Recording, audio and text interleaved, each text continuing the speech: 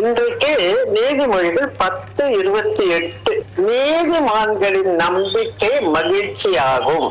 நீ ஒரு நீதிமானா இருந்தா உன்னுடைய நம்பிக்கை ஒரு நாளும் உனக்கு வேதனையை கொடுக்காது, உனக்கு சந்தோஷம்தான் கொடுக்கும். ஏன்னா ஆண்டவர் உன்னோட கூட இருக்கிறாரு. அவரு நீ செய்யற ஒவ்வொரு காரியத்தையும் ஆசீர்வதித்து உனக்கும் ஒரு ஆசீர்வாதமாகவும் மற்றவர்களுக்கும் ஆசீர்வாதமாகவும் மாற்றி கொடுப்பார். யாரு நீதிமான் இல்ல அப்படின்னு ஒருத்தரையும் யாரு நீதிமான் என்று ஒருத்தரையும் பார்க்கணும்னு நான் விரும்பினேன். இப்போ நமக்கு பிரயோஜனமா இருக்கும்படி, ஆத்மாவுக்கு பிரயோஜனமா இருக்கும்படி விலேயாம எடுத்துக்கிட்டேன். விலேயாம் பத்தி உங்க எல்லாருக்குமே தெரியும். சில முக்கியமான காரியம் மட்டும் நான் சொல்றேன். அவரு ஒரு ஊழியக்காரரு, தீர்க்கதரிசி, ரொம்ப பேர் எடுத்தாரு. எல்லாருக்குமே தெரியும் இவர் ஒரு தீர்க்கதரிசி, ஆண்டவருடைய யாவேவுடைய தீர்க்கதரிசி. நாங்க ரொம்ப கொஞ்சம் பேர் தான் இருந்தாங்க. ஏன்னா இஸ்ரேலே இப்போதான் எகிப்தை விட்டு வெளியே வருது. இவரு ஒருத்தர் தான் ஆண்டவருடைய தீர்க்கதரிசி அந்த இடத்துல காணப்பட்டார். மோவாப் தேசத்துல பாலாக்குன்னு ஒரு ராஜா. அவர் போய் இவரை கூட்டிட்டு வா, பிலேயாம கூட்டிட்டு வா. அவர் இந்த இஸ்ரேல் எல்லாம் வருது இல்லையா, கூட்டமா வருது, பெரும் கூட்டமா வருது. எகிப்துல இருந்து கானானுக்கு போயிட்டு இருக்கிறாங்க. அதனால வழியில ஆல்மோஸ்ட் கடைசியில வந்துட்டாங்க.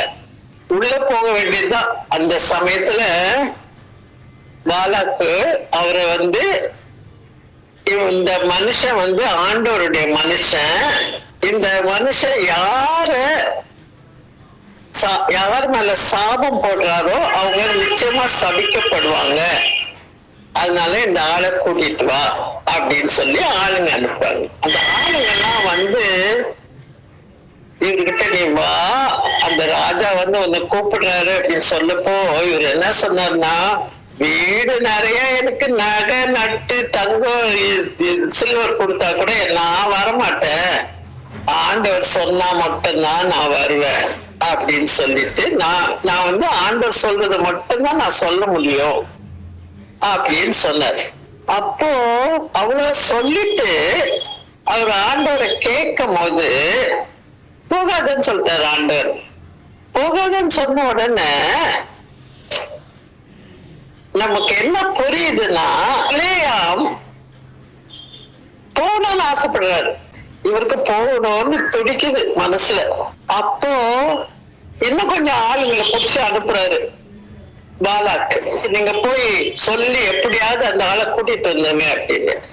ஆண்டவர் ஒண்ணு வேணான்னு சொன்னார்னா நமக்கு தாழ்மை வேணும். நம்மளை பற்றி ரொம்ப பெருசா யோசிக்கிறதுனால்தான் ஒரு தடவை ஆண்டவர் வேண்டான்னு சொன்னா கூட போய் போய் போய் சாமியை நான் போறேன், சாமியை நான் போறேன், சாமியை நான் போறேன், சரி போய் தொலைன்ட்டாரு ஆண்டவர். இவர் வந்துட்டார். இப்ப என்ன சொல்லப்பட்டதுன்னா, இவர் ஒரு கழுதை மேல ஏறி போனாரு. அந்த கழுதைக்கு அங்க எதிர்க்க ஒரு ஏஞ்சல் ஒரு உருவின பட்டயத்தோட நிக்கிறத பாத்துச்சு. அதனால என்ன பண்ணுச்சு, அந்த கழுதை அந்த நிலத்தை விட்டு தள்ளி போயிடுச்சு, அந்த வழியை விட்டு தள்ளி போயிடுச்சு தன்னை காப்பாத்திக்கிறதுக்காக. ஆனா பிலேயாமுக்கு தெரியல, அங்க இருக்க ஏஞ்சல கண்ணுக்கு தெரியல. அவரெல்லாம் ஜாலியா ஹே ஹே போன்னு கையில இருக்க சாட்டையை வச்சு அடிச்சுட்டு போயிட்டு இருக்கிறாரு. அதுக்கப்புறம் திரும்பி என்ன ஆச்சுன்னா, வழிக்கு வந்தப்போ அப்பவும் அந்த ஏஞ்சலை பார்த்துச்சு. அப்ப என்ன பண்ணுச்சு, அது போறதுக்கு இஷ்டப்படாம அங்கேயே படுத்துச்சு. அப்புறம் அதை கஷ்டப்பட்டு எழுப்பி திருப்பியும் கூட்டிட்டு போனா என்ன ஆகுதுன்னா, ரெண்டு பக்கமும் சோர், அந்த ரெண்டு சோரும் சந்திக்கிற இடம், அந்த கார்னர், அந்த இடத்துல தேவதூதர் உருவின பட்டயத்தோட நிக்கிறார். என்ன பண்ணா அந்த கழுத போறதுக்கு வழியே இல்லை. இதுக்கு முன்னால ரெண்டு இடத்துல எப்படியோ தப்பிச்சுக்கணும்னு பார்த்துச்சு, இப்ப போறதுக்கு வழியே இல்லை. ஆனா பிலேயாம் சாட்டை வச்சு அடி அடின்னு அடிக்கிறது அப்படியே அங்க பட்டுச்சு. அப்போ அது சொல்லுச்சு, அப்ப ஆண்டவர் அந்த கழுதையுடைய வாயை திறந்தாரு. அப்ப அந்த கழுதை சொல்லுச்சு, இத்தனை வருஷம் நான் அவனுக்காக எவ்வளவு உண்மையா வேலை செஞ்சிருக்கிறேன், என்னைக்காவது நானு நீ சொல்லது மீறி செஞ்சிருக்கிறேன்னா? இல்ல இல்ல, நீ நான் சொன்னதெல்லாம் கேட்டுட்டு தான் வந்தேன்னு சொன்ன. அப்பதான் ஆண்டவர் விலையாமுடைய கண்களை திறந்தப்போ அங்க பார்த்தா ஒரு பெரிய உருவம், ஒரு தேவ தூதன் ஒரு பெரிய உருவன பட்டயத்தோட எதிர்க்க நிக்கிறத பார்த்த உடனே அப்படியே தலைகீழ குப்புற விழுந்து, ஐயோ ஆண்டவரே நான் மன்னிச்சிரும், போக சொன்னா நான் திரும்பி போயிடுறேன் அப்படின்னு சொல்லு. அதாவது ஆண்டவர் போகாதன்னு சொல்லி இருக்கிறாரு, அதை மீறி வந்திருக்கிறாரு. இப்ப திருப்பியும் சொல்லு. இப்போ நம்ம பல நேரத்துல அப்படி செய்யறவங்களா காணப்படுறோம். நம்முடைய வாஞ்ச, நம்முடைய இஷ்டம் என்னவோ அதுபடிதான் நான் செய்வேன், நீ திரும்பி போ, நீ சொல்லு, நான் கேட்கிறேன். இதுக்கு முன்னால வராதன்னு சொன்னாரு, அப்ப கேட்டாரு அவரு. சரி, அப்புறம் அந்த ராஜா அவரை கூட்டிட்டு போய் 7 பலிபீடங்கள் அமைத்து அதுல ஒவ்வொன்றுலயும் ஒரு ஆடு, ஒரு கண்ணுக்குட்டி அதெல்லாம் வச்சு பலியிட சொல்றாரு. ஒவ்வொரு இடத்துலயும் போய் அங்க போய் நின்று பார்க்கும்போது இஸ்ரவேல் ஃபேமிலியா கோத்திரமா நிக்கிறாங்க. ஆனா ஆண்டவர் இஸ்ரவேலுக்கு விரோதமா பேசுறதுக்கு விடவே இல்லை. அது மட்டும் நிச்சயமா தெரியும் பிலேயாமுக்கு. ஆண்டவர் திட்டக்கூடாது, அவங்களை பத்தி சபிக்க கூடாதுன்னு சொன்னா நான் சபிக்க முடியாது, ஆண்டோடைய சித்தப்படிதான் நான் செய்வேன் அப்படின்னு. அது நீ போகாதன்னு சொல்லி இருக்கிறாரு, அதை மீறி போயிட்டு நான் சபிக்க மாட்டேன்னு அங்க போய் நின்றுட்டு ஒரு கன்ஃபியூஷன் யோசித்து பாருங்க. அந்த ராஜாக்கு எவ்வளவு கோவம் வந்திருக்கும். அந்த ராஜாக்கு வேணும்னா இவரை கொண்டு கூட போட்டுக்கலாம் இல்லையா? நீ ஏன் போய் மாட்டிக்கிற? ஆண்டவர் வேணான்னு சொல்றத மீறி செஞ்சுட்டு அப்புறம் சாமி நீ சொல்லு, நான் செய்ய மாட்டேன் சாமி. இந்த நம்ம கல்யாணங்கள் எல்லாம் அப்படிதான் நிறைய நேரம் நம்ம பண்றோம். ஏன்னா நமக்குடைய இன்ட்ரெஸ்ட், நமக்கு யார திருமணத்துக்கு அரேஞ்ச் பண்ணோம் அப்படின்னு ஒரு தெரியும். இவங்க நிறைய காசு இருக்கு, இவங்க ஜாதி இருக்குது, இவங்க பொசிஷன் இருக்கு, ஏதோ ஒரு காரணம், அழகா இருக்கிறாங்க, பொண்ணுக்கு பிடிச்சிருக்கு, என்னவா இருந்தாலும் அதெல்லாம் முக்கியமா ஆண்டவருடைய சித்தத்தை முதல் பார்க்கணும் இல்லையா? இவ்வளோ பெரிய ப்ராஃபிட், அங்க இருக்கிற எல்லாருமே பெரிய ப்ராஃபிட். இவரு ஆண்டவர் சொல்றதுக்கு மீறி செய்ய முற்பட்டாரே ஒழிய அவர் சொன்னதுக்கு கீழ்ப்பிடிந்து அவர் திரும்பி போன்னு சொன்னா திரும்பி போயிடணும்ல, அது அப்படி செய்ய மாட்டாரு. இவரு ஒன்னேக்குதான் போவாரு, அவர் இஷ்டப்படிதான் செய்வாரு. ஆனா ஆண்டவர் ஓகே போன்னு சொல்லிடணும். இப்ப என்ன ஆச்சுன்னா கடைசியில எங்கேயுமே இஸ்ரேல சபிக்க முடியாத நிலைமை ஆயிடுச்சு. அதனால ராஜாக்கு ரொம்ப கோவம் வந்துருச்சு. போடா, உனக்கு ஒண்ணும் நான் எந்த வகையான கிஃப்டும் கொடுக்க போறது இல்ல, உனக்கு எவ்வளவோ கொடுத்த உன்னை ஆசீர்வதிக்கணும்னு பார்த்தேன், நீ அதுக்கு அருகது எல்லாம் போயிட்ட. இப்போ எப்படியாவது இஸ்ரவேலை விழ வைக்கணும். அதனால ரொம்ப நல்ல புத்திசாலி மீதியான் பெண்களை கூட்டிட்டு அந்த இஸ்ரவேல் பையன்களை ஆண்டவருக்கு விரோதமா அவங்க கிட்ட எல்லாம் இவங்க போறது தப்பு. ஆண்டவர் யார கல்யாணம் பண்ணாலும் ஆண்டவருடைய பிள்ளைகளை தான் கல்யாணம் பண்ணணும்னு நிச்சயமா சொல்லி இருக்கிறார். இது தெரியாதா? பிலேயாமுக்கு நல்லாவே தெரியும். சம்பந்தம் கலக்காதன்னு சொல்லி இவர் அந்த அழகான பெண்கள் எல்லாம் கொண்டாந்து, இந்த பசங்க 40 வருஷமா அலைஞ்சிருக்கிறாங்க இல்லையா? இவ்வளோ கஷ்டப்பட்டு நாளெல்லாம் அலைஞ்சு வந்தவங்களுக்கு இவங்களுக்கு இந்த அழகான சின்ன பெண்களை பார்த்த உடனே இவங்களுக்கு ரொம்ப ஆசை வந்துருச்சு. யாருமே ரைட்டு தப்புன்றத பத்தி நம்ம இப்ப பேசல, ஆண்டவருடைய சித்தத்தை செய்ய முற்படுறோமா இல்லையா? அப்போ இந்த ஆள் உண்மையான ஆண்டோடைய தீர்க்கதரிசியா இருந்தா அவரு இது மாதிரி தவறான காரியம் செய்வாரா? அப்ப என்ன ஆச்சுன்னா, ஒரு கஸ்பி அப்படின்னு மீடியானேர் ஒரு பிரபுவுடைய மக, அவளும் சிமியோன் கோத்திரத்துல இருந்து இஸ்ரேல் பையன் ஒருத்தர், அவங்க 2 பேரும் ஒன்றாக இருக்கும்போது யார் ஆண்டவருடைய பக்கம் இருக்கிறாருன்னு கேள்வி வந்தப்போ பினேகாஸ் அப்படின்ற ஆசாரியர் அவன் ஒரு கையில ஒரு பெரிய ஈட்டிய கொண்டு வந்து, அவருக்கு அவ்வளவு கோபம், எவ்வளவு பெரிய பாவம் செஞ்சிருக்காங்க ஆண்டவருக்கு முன்னால, எவ்வளவு விரோதமா செஞ்சவங்க.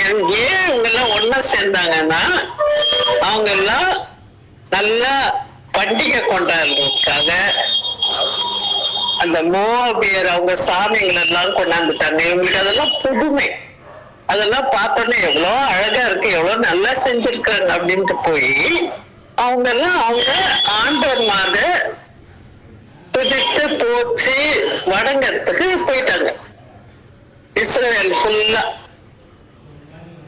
அந்த சமயத்துல பினேகாஸ் போய் ஒரு ஈட்டிய வச்சு குத்தும் போது அந்த பொண்ணும் சரி, 2 பேருமே பிரபுவுடைய பிள்ளைங்க, பெரிய ஃபேமிலியில வரவங்க. அது நமக்கு எக்ஸ்கியூஸா இருக்க முடியுமா?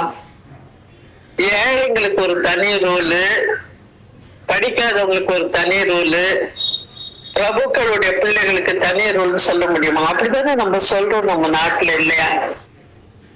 இப்ப கூட தவறு செய்யாத ஒரு ஏழையை பிடிச்சு தவறு பண்ணால் கோர்ட்ல கேஸ் போட்டு அவங்கள ஜெயில போட்டு அவங்களுக்கு பனிஷ்மெண்ட் கொடுக்குறாங்க.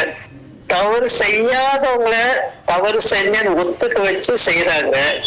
அதே சமயத்துல ரொம்ப பணக்காரா இருந்தாங்கன்னா, ஒரு மினிஸ்டருடைய பிள்ளையா இருந்துச்சுன்னா, அப்போ யாருக்குமே தெரியாது, அப்படியே விட்டுருவாங்க, அவங்க தப்பிச்சு போயிடுவாங்க.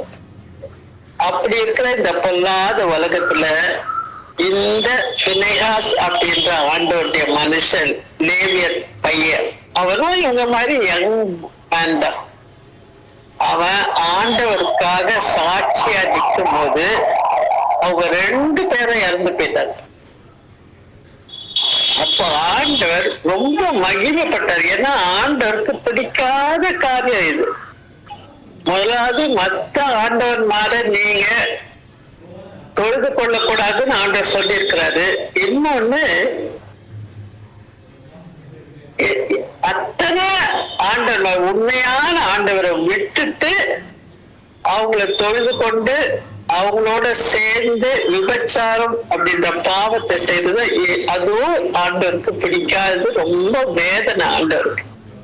அப்படி இருக்கும்போது இந்த பினேகாஸ் ஆண்டவருடைய மனசை அறிந்தவராக அவங்கள நீதி நியாயம் வெளிவரத்துக்கு நீதிமானாகிய பினேகாஸ் அவங்க 2 பேரையும் ஒரே குத்தாக குத்தி போட்டுட்டாரு.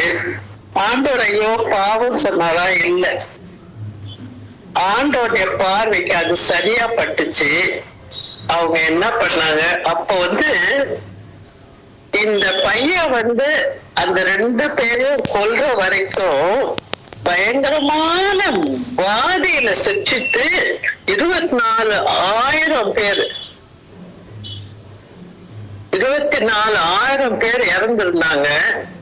பினேகாஸ் அந்த 2 பேரையும் ஒரே குத்தாக குத்தினோட அப்புறம்தான் அந்த பயங்கரமான வாத நின்றுச்சு. இல்லாட்டா இன்னும் பலர் சாவுக்கு போயிருப்பாங்க. அதனால ஆண்டவர் ஒரு நித்திய ஆசாரிய உடன்படிக்கைய ஏற்படுத்தினார். ஏன் ஏற்படுத்தினார்னா, நம்ம எல்லாம் இருக்கிறோம், நமக்கு தெரியணும் எது சரி எது தப்புன்னு தெரியணும், எது ஆண்டோடைய சித்தம் எது ஆண்டோடைய சித்தம் இல்லைன்னு தெரியணும். இவ்வளவு பெரிய ஆண்டோடைய ஊழியக்காரன்னு சொல்ற அந்த மனுஷன் பிலேயாம் கடைசியில ஆண்டவருக்கு விரோதமா செஞ்சு காரியங்கள் செஞ்சு அத்தனை பேர் சாகிறதுக்கு காரணமா இருந்தார். ஏன்னா தன்னுடைய இஷ்டத்தை நிறைவேற்றணும்ன்ற ஒரு எண்ணத்தினால. நம்ம கூட இருக்கிறோம், உங்களுக்கு தெரியுமோ தெரியாத எனக்கு தெரியாது, ஒரு 10ல் 1 பாகம் கொடுக்கறது ஆண்டவருக்கு கொடுக்க வேண்டிய நமக்கு என்ன இன்கம் வருதோ, லாபம் வருதோ, என்னால வேலை செஞ்சாலும் எப்படினாலும் நம்ம உழுதா விளைவுல அந்த பலன்ல 10ல் 1 பாகம் அப்படி நம்ம கொடுத்தோம்னாதான் ஆண்டவருடைய ஊழியத்தை நம்ம தாங்குறவங்களா காணப்படுவோம். அப்படி செய்யறது பழைய காலத்து காரியம்தான். ஓல்ட் டெஸ்டமெண்ட்ல தான் அப்படி சொல்லிருக்கு. நியூ டெஸ்டமெண்ட் செய்ய வேண்டியதுல ஒரு புது தியரி. அது நிறைய பேரு இந்த காலத்துல சொல்லுவாங்க. அப்படி சொல்லி ஆண்டோடைய ஊழியத்தை நிறைவேற்றாம போயிடுவாங்க. ஆண்டோடைய ஊழியத்தை நிறைவேற்றவங்களும் இருக்கிறாங்க, நிறைவேறாம இருக்கிறதுக்கு எக்ஸ்கியூஸ் சொல்றவங்களும் இருக்கிறாங்க. அது போல நம்ம எதெல்லாம் நமக்கு பிரயோஜனமா இருக்கோ அதெல்லாம் நம்ம பக்கமா இழுத்து கொண்டு, எதெல்லாம் ஆண்டவர் செய்யின்னு சொல்லியிருக்கிறாரோ அதெல்லாம் இப்போ இந்த காலத்துல செய்ய வேண்டியதில்லை, அது ஓல்ட் டெஸ்டமெண்ட் காலத்துல தான் செய்யணும்னு சொல்லி ஆண்டவருடைய ஊழியத்தை என்கரேஜ் பண்ணாம இருக்கிறவங்க, ஆண்டவருடைய ஆசீர்வாதம் எப்படி இருக்கும்? ஆண்டவர் என்ன சொல்றாரு? நீ 10ல் 1 பாகம் எனக்கு கொடுத்து பாரு, வானத்தின் இருக்கிற ஜன்னலை திறந்து உன்னை ஆசீர்வதிப்பேன், இடம் இல்லாம போற அளவுக்கு உனக்கு ஆசீர்வாதம் கொடுப்பேன்னு சொல்லியிருக்கிறாரு. அது எப்படி நம்ம அது ஓல்ட் டெஸ்டமெண்ட்னு சொல்ல முடியும்? ஓல்ட் டெஸ்டமெண்ட் நியூ டெஸ்டமெண்ட் எதுவா இருந்தாலும் நமக்கு ஆண்டவர் மூளை கொடுத்திருக்காரு இல்லையா? ஆண்டவருடைய ஊழியர் நடைபெறணும் இல்லையா? அதை செய்யாம இருக்கிறதுக்கு நம்ம எவ்வளவோ எக்ஸ்கியூஸ் சொல்லி அது மாதிரி நம்ம செய்யறதா இருந்தோம்னா நம்மனால இருக்கலாம், நம்ம ஓன் பிள்ளைங்கள கூட இருக்கலாம். அப்படி இருந்துச்சுன்னா ஆண்டவருக்கு மகிமையே இல்லாம இருக்கும். யோபுவை பார்க்கலாம் கொஞ்ச நேரம். யோபு அவருக்கு எவ்வளவோ கஷ்டம் இருக்குது. அவருடைய 3 ஃப்ரெண்ட்ஸும் என்னென்னமோ பேசினாங்க. அவருக்கு ரொம்ப வேதனையா இருந்துச்சு. யோபு 14:5 அவர் என்ன சொல்றாருன்னா, அவங்க பேசினதெல்லாம் அவருக்கு மனசுல ரொம்ப நொந்து போயிட்டாரு. நீ அப்படி செஞ்ச எப்படி செஞ்ச அவங்க பேசும்போது அவர் ஒரு வார்த்தை சொல்றாரு, கேளுங்க. ஆனாலும் என் வாயினால் உங்களுக்கு திடன் சொல்வேன். இது 16:5. ஆனாலும் என் வாயினால் உங்களுக்கு திடன் சொல்வேன், என் உதடுகளின் அசைவு உங்கள் துக்கத்தை ஆற்றும். யோசித்து பாருங்க, யோபுக்கு எவ்வளவு துக்கம், வேதனை, கண்ணீர். அந்த நிலைமையில கூட அவர் என்ன சொல்றாரு, நான் உங்க மாதிரி நான் பேச இஷ்டப்படல, உங்க மனச நொந்து போக செய்யறதுக்கு நான் இஷ்டப்படல. ஆண்டவர் எனக்கு கொடுத்திருக்க அந்த வாய அவருக்கு மகிமையா தான் பிரயோஜனப்படுத்துவேன் அப்படின்னு சொல்றாரு. 19:23 என்ன சொல்லிருக்கு? இது ஒளி வெட்ட ஈய வார்த்தையே இருக்கு. இது பொறித்தால் நலமா இருக்கும். என் மீட்பர் உயிரோடு இருக்கிறார் என்றும் கடைசி நாளில் பூமியின் மேல் நிற்பார் என்றும் அறிந்திருக்கிறேன். இந்த தோல் முதலானவை அழிந்து போன பின் நான் என் மாம்சத்திலே இருந்து தேவனை பார்ப்பேன், அவரை நானே பார்ப்பேன். அந்நிய கண்ணல்ல, என் சொந்த கண்களே அவரை பார்ப்பேன். இந்த வாஞ்சையினால என் மனசு சோர்ந்து போகிறது. அந்த எதிர்பார்ப்புனால என் மனசு சோர்ந்து போறது. அப்ப என்ன ஆகுதுன்னா 40:9 அதிகாரத்துல 9 பெரும் காற்றிலிருந்து ஆண்டவர் உத்தரவு அருளினார். இது நான் சொல்றது ஒவ்வொரு பாயிண்ட் நமக்கு ஞாபகம் இருக்கும்னு சொல்றது. அவங்க முதலாவது பினேகாஸ் அவங்கள அந்த இஸ்ரேல் மக்களை கரெக்ட் பண்ணும்போது அது சித்தின்ற இடத்துலதான் இந்த வேஷத்தனம் எல்லாம் செய்யப்பட்டுச்சு.